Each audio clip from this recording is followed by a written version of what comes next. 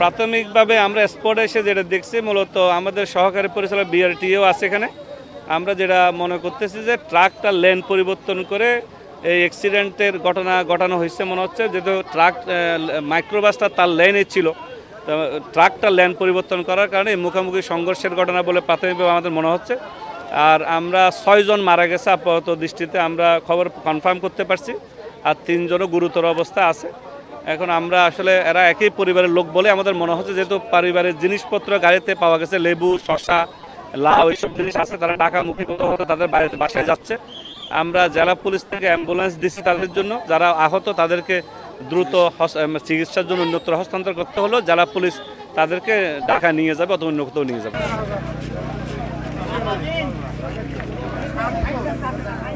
বনপাড়ার দিক থেকে ঢাকামুখী একটা মাইক্রোবাস, যাতে বেশ কয়েকজন যাত্রী ছিল, মহিলা সংখ্যায় বেশি। আর ওই ঢাকার দিক থেকে একটা ট্রাক আসতেছিল, এখানে 10টার দিকের ঘটনা।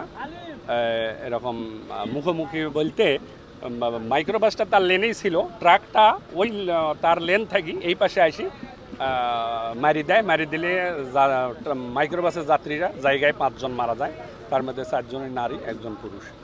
এখন আরও 2 জন আহত আছে বলে আমরা জানি। তাৎক্ষণিকভাবে লোকজন উদ্ধার করে ওদেরকে পাঠাইছে।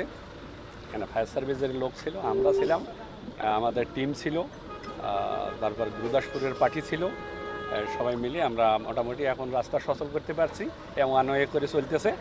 আর এক সাইড বন্ধ, রেখার চলে আসতেছে, আসলে আমরা এই দুটাকে নিয়ে যাব। আর লাশগুলো পরবর্তী আইনগত ব্যবস্থা আমরা নেব।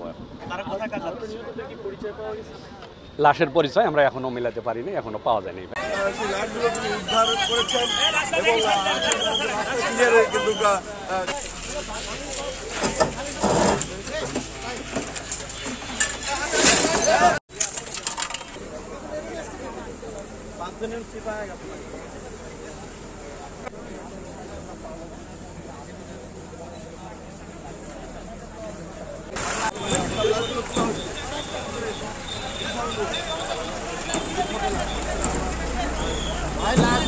দেখে শুনে তুলেন,